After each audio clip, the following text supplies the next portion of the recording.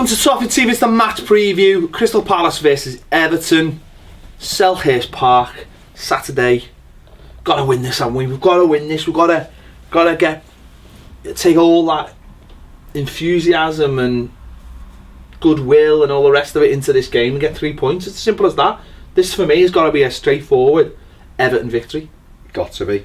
It's we need all the babavoom from I don't know why I went all Thierry Henry there, but just throw it in. Or something. You just throw it in. We need all of that, what we showed against Manchester City, and we need to go there. This will be a really tough game. You know, Sam Allardyce's teams are always hard to break down, and we haven't done well really. I mean, we had the win, an important win a couple of years ago when Lukaku scored. We drew 0-0 down there last year. We drew 0-0 down there in Martinez's first year. So they're always crap games. We've drew them twice at home in the last 2 seasons. They're always crap games. We always seem to play them though when they're in decent form. So this is a game where they're heading into it. They're not in good form. They've lost 5 of the last 6 league games. They'll be looking to turn that round. I think Allardyce is looking to start, shaking things up, moving players out, bringing his own players in. Lots of talk of players he wants to bring in, but they're going to be very one-dimensional, aren't they? But that's not always an easy thing to defend. They're going to look for the high ball. They're going to look for Benteke, who obviously scored at Goodison Park with something similar, and that's where we've just got to be better than them, but match them for what they're good at, which I don't know what it is, but they've got dangerous players. You can't. I don't think they're not one of the. I don't look at them and think they're crap. They've got no one I wouldn't have. They've got good players. Rahar's a good player. Puncheon is a good player. MacArthur does all right against us at the back. Scott Dan and Delaney players like that. So they've got, and Benteke can as he's proved again. He generally does all right against us. So it's going to be a tough game. But if we're gonna chase, we're serious about staying in 7th place. No, but if we're going to try and chase down the top 6, these are the games you'd expect us to. Wouldn't expect to win. We've got to go out and get after them. And, definitely. I think if other teams who were in our position, you'd think they can go there and get a result. But we've got to match them and work as hard as we did against City. It's no good putting that performance in against City and setting the bar and then going to Palace and dropping. That's it, isn't it? I mean, and post Christmas, bar the FA Cup, we've done well. Beating Leicester, beating draw with Hull, beating Southampton, beating Man City. The form has got better as the manager's nailed down what he wants and what he wants from his players, and got more of a consistent team, more of a consistent back line, and starting to get more of his sort of not his players as such, because he's not brought in loads, but he's starting to nail down what he wants, and I think it's that consistency now that is helping us get results. Yeah, the ideals that he wants you to play. There's a little identikit now which players can probably look and go, do I fit this? I think he's told a few players who were in the squad, he said it himself, that they're not going to be here. Some will be allowed to leave in January, others will be gone in the summer. So, but the rest, the ones who want to be part of it, they've got an opportunity to nail that down and go, I actually want to be part of this, and I have to do that then to be part of it. Okay. And it's like that. Sorry, mate. I'm just going to say, this is similar to Hull. We went to Hull and we were going, we can go up there, and they gave us a tough ride that night. And these are the pivotal games as well, aren't they? And these are the pivotal games where we last season we fell down every time we played one of these pivotal games, and it's what sort of why the season went the way it did. And you're right what you're saying. It's like the Tottenham, and we've said it loads of times about the Tottenham thing, where Tottenham have gone to players, do you want to be on board? It's not going to be easy. It's going to be hard work, but you'll get your results. And some people have gone, I'm not, and then the door is open. Anders Townsend, who plays for these, he was one of the victims. It's like, lads, if you don't want to do this, bye. No. And that's what I think is important about this squad. Yes, lads have started to leave. I don't necessarily think it's someone like Tom Clever. I don't think it's his fault. I don't think he wasn't prepared to work. No, but he's just not good enough. But but on the flip side of that, there'll be lads who I think now will be looking at going, because I think there'll be lads in that squad who'll be looking at other people going, you are dragging us down, you are pulling us down, you're not pulling your weight, and that causes disharmony. And I think if you can get rid of those players and everyone knows that everyone around them is pulling for in the same way, and we've seen that sort of the way the players celebrated towards the end of the game, it felt like players were on the same page as each other, and they all wanted the same thing. And I think that's why where people scratch their heads and go, well, why is Lennon in the squad and Delafeu's not in the squad? Because Lennon is prepared to work hard and is prepared. Okay, what he does lack the quality, but at the moment the manager knows that he might have the quality in other areas, but if he hasn't got those players who believe that thing, then it's out the door you go. I love that, you know, I rate Delafeu. I think he's a good player. Posting you out exactly.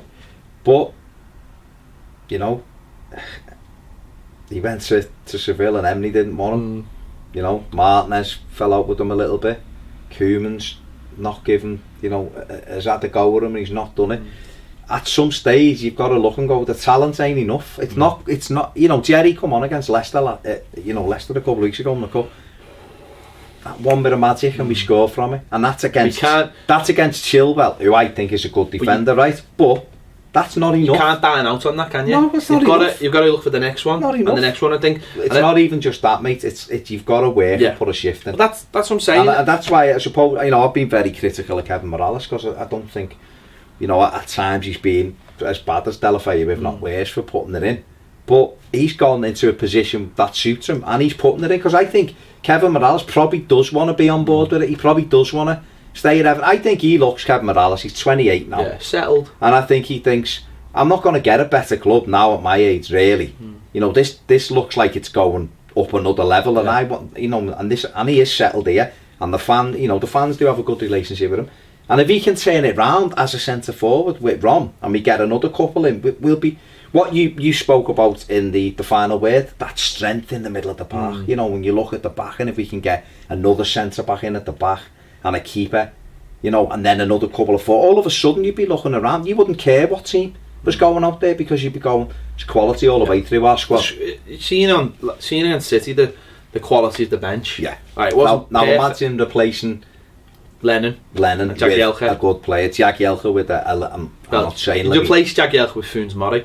Well, you know what I mean. Having an upgrade or whatever, and you look on, and, you know, Valencia has done really well for us at times, but you're replacing him with another centre forward. Or you'd look and go, I don't care who he starts up front today, or I don't care who plays in midfield, or I'm not bothered what centre half he plays, because it'll be a good one, because we've got a good one on the bench. And when we get to that level, that's when we bridge that gap. For too often we've had a team that's got 3 or 4 good players in. You look at the bench and go, oh, there's nothing on this bench. And now we're kind of getting there, but it's these games where attitude comes in, and commitment and hard work. Yeah, I agree. No, you're right. You're absolutely right. It's about improving on what we've got. We look like we've got a nice little core there now, and players, as I say, they're all pulling in the right direction. Yeah. They all want the same thing. He's play football to win, though. He's weeding out. Some managers do. He's weeding out the players he doesn't think fit the right philosophy, which is, he's gone about it in a way that some people don't agree with. But you've got to give everyone a chance, and no one can argue that they haven't had a chance. They've all had a chance. Yes. He could argue. He had a training session. They've all had a chance, and has he done it the right way? I think he would have probably have liked to got a couple more of his own men in the summer. Yeah. Just to make it a little bit, and clearer probably to what people. Yeah, because I think, you know, Blassie showed that it was all about working hard, and not everyone may have appreciated what Blassie did. I know we certainly did. But it showed what he wanted. He wanted players who work hard and not give up the core. And I think there's been some parts, there was that certainly in that part sort of after the honeymoon period, where it was like 6 and 5, like six weren't doing enough and 5 were. And steadily over the last few, we've said it loads of times, the Watford game. Since the Watford game, that's grown. Yeah. And that's grown because some people have learned what they need to do, and that's grown because he's replaced some people who didn't know what to do. Yeah. And because he's replaced them with like young, hungry players, even for replacing them with people like Valencia, who people would have gone, he's not as good as me. So, well, you know what? He puts it out, does it on the pitch, mate. And he shook Morales, and he shook Delafeu, and you've seen what the reaction is. Morales has reacted. Delafay didn't react, and the people go, well, isn't he given a chance? He watches them all week on the training pitch, and he knows. He come on against Leicester, he made the goal, and he done very little else. And I love him, and I think the thing about the training pitch is you can't cut corners, and I'll sort of try and put my own experience on this. It's like a few years ago I did the marathon, and I trained for weeks and weeks and weeks and weeks, and at the end of it was my marathon, and that was my little, that's almost like that's your game. That's like that's your game at the end of it, where it's like, oh, look at me, and that's like, oh, but nobody sees those months and months of training in the rain where no one's clapping you and no one's handing you a bottle of water. I don't see you when you're running around in the rain with a rucksack on your back for the first 15 miles because you need your water and all the rest of it. That's the horrible, that's training. That's what you do all week, and that's the thing that sets you up for the end of the week. You don't just turn up and play footy. You've got to work hard. You can't cut the corners for what happens at the end. You just can't, because if I'd cut my corners, I'd never been able to get through the full stint, and it's the same with a footballer. So if you're not doing it in training in front of the manager, that's how he picks the team. Okay, yeah, 90% of it's probably from the game before, but it's that 10%, and that 10% has got to be 100%, if that makes sense, on the training pitch. So I totally agree. And when I played football and done various things, you can't always replicate the games. I was always a better match player than I was trainer, but you still have to put the hard work in training. And it depends what your manager wants as well. If your manager knows, there's some players out there who probably don't train all week or are not very good trainers, and the manager knows, yeah, but on the day he turns up and does it, well, yeah. And that happens. It happens. It's always happened. It'll happen now. Some players can't train because physically they can't train all week, so that'll happen. So yeah, that's just one particular. But we are starting to weed them out, and as I say, 3 points are vital here because we've got 10 days till our next game. We want that bounce, we want that feel good factor to kick us on. So make sure you check out anyway our starting 11 to see if we've put any changes in. Hopefully 3 points. Thanks for watching Toffee TV. We'll see you later.